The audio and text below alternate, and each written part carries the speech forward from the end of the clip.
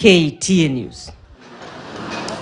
Right, and it's now time for what's trending. Caroline Obuya is here with us. Good morning to you, Caroline. And the Senate majority, Aaron Cheruiyot, has not had it easy, especially following his remarks regarding media and the banking sector. He says that the president will succeed in bringing down other cartels apart from the media and the banking sector. Maybe you can tell us more reactions on that. Good morning, Purity. And yes, Aaron Cheruiyot came up with those sentiments that he put out on social media handles. And I think we had the screenshots, but if I can just go through what the Senate Majority Leader Aaron Cheruiyot wrote on his Twitter handles, literally it can be looked as an attack on media. He said, so powerful are the cartels in our media houses that when I call them out today, he goes ahead to name one of the local TV stations, dedicated over 10 minutes of prime time twisting on it. That's how they buy their freedom and silence critics. He says ethical media practice died in Kenya and we must fight to restore it. He didn't stop at that. He went ahead to say that President William Ruto will succeed in crushing every cartel in the country, save for the two that are extremely powerful, that is the banks and media. So people feel that this is really an attack of the media. Media is supposed to, media is an independent institution, is supposed to, where is the freedom of the media? So this morning, we have had the Kenya Editors Guild come out to castigate that particular sentiment by the Senate Majority Leader, Aaron Cheruiyot, and saying that Cheruiyot must weigh his words. The president of the Kenya Editors Guild, Churchill Otieno, says that what Senator the Senator Aaron Cheruiyot is doing is basically an attack on the media, and that must be investigated, and that if the senator has a problem with the media, he knows where to go and present his complaints. There's a complaints tribunal for the media, so he should channel them there. The people on social media are talking and feeling like Aaron Cheruiyot is not being fair to the media. They feel that he is being sensationalist with his sentiments. They feel that some of these politicians do not like objectivity that is put out there by the media, and that's why you find that sometimes they come with such sentiments that are meant to portray the media in a negative in a negative way. So they feel that some of the people who weighed in, like Miguna seems to support Aaron Cheruiyot's sentiments. He goes ahead to say that Senator Cheruiyot is correct. The Kenyan Githeri media, as they always refer to it sometimes, is a cartel. So he agrees with Aaron Cheruiyot that the media is a cartel. It's always been, and it supports tyranny and not liberty. That is Miguna's sentiments. And but other people feel that in general politicians dislike the objectivity of the media, and when they have an opportunity maybe to to have their way with the media, they know what to do. They go ahead to buy their positivity with the media. But basically a lot of people have come to support the media, that the media should be left to run its business independently, void of these political utterances like what Senator Aaron Cheruiyot is putting to the fore.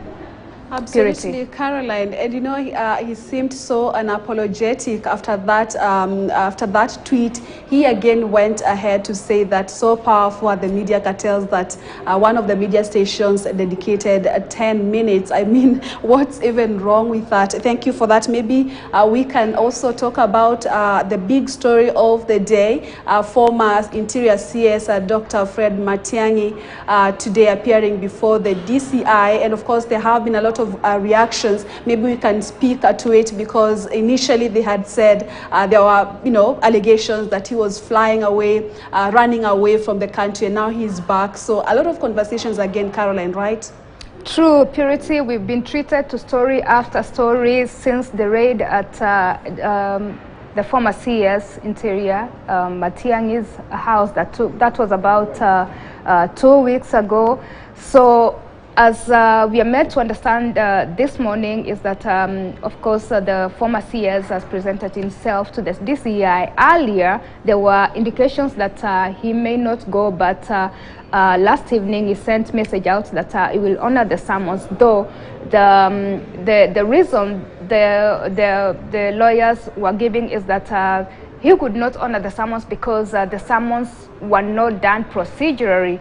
So, but seems like he honored the summons, and this morning we are meant to understand that he is gone to the DCI office, is presented himself, and what the DCI want to find from the former CS is whether that raid actually took place, because they say that no raid took place at the former DCI, at the former CS home, that it was fake, and so it's being charged for, putting across a fake story, a fake, a fake narrative of a raid at his home. So we wait to hear from the DCI what will transpire. But online people feel that the former CS, that those who still support the former CS, and they feel that he was the super CS when he was in Interior, when he was in the education docket. He did a very good job, and therefore he should be respected. And then there are those also who feel that the former CS, it's witch hunt that is happening to the former CS. But others feel that power, they want to remind him that power is transient. When he was the powerful CS for Interior, he was untouchable, and he could dishonor, they say allegedly he could dishonor court summons, but now he is there, is in the same court that he could dishonor, he could disobey the court summons, and those that he used to work for are nowhere right now to support the former CS. So basically, such are the sentiments that are making rounds online. So now he has made his way to the DCI office. We wait to hear what happens, Purity, and he's been accompanied by various lawyers. There is Otienda Molo was here for the morning prime with Dibal. There is also Danstan Omari, the lawyer who's always been with him, Okongo, Mogeni. There's quite a number of Azimio-affiliated lawyers who have accompanied the former CS to the DCI office this morning. So we wait to see how it goes from the DCI officer's Purity. That's right, and the former CS made his way to the DCI offices, and as some of the claims that is to answer to the allegations of alleged raid at his home, as well as the source of his wealth. Earlier on, we saw the live pictures, his lawyer Danstan Omari trying to engage with the security officials and officers at the DCI. We shall be getting full reports on what are some of the conversations that will be going on right there at the DCI offices. And finally, Caroline, China Square operations back.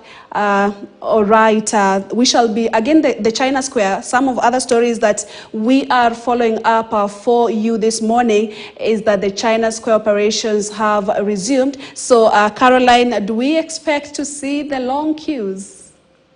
Square operations resumed last evening, Purity, and to amaze people were not expecting that. So we wait to see if there will be the long queues that we witnessed. But there's been all kinds of talk after that development of reopening China Square. We were, you know, there was not so much drama, there was not so much talk about the reopening as was when China Square was, you know, closed.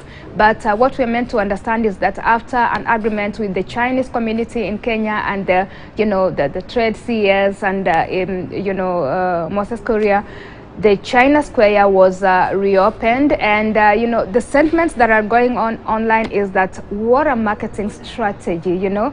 They really nailed it. They have been marketed. They're out there. Someone like me who didn't even know about China Square has known China Square exists now. Maybe I might just pop in and see what is going on in China Square for the cheap commodities that are being sold there. So basically, people feel that the marketing that has been done, the China Square has been done more good than even harm. But as we go forward, of course, Purity, we wait to see other underlying issues that may have informed this, you know, reopening. Were there any arguments? You know, were there any, you know, MOUs signed following this, you know, the reopening of China Square? So we wait to see, to hear if even the CS for Trade will talk about it, or any other official will talk about the reopening of the China Square. For now, it's reopened, and we wait to see if it will still command the long queues that were there before it was closed down.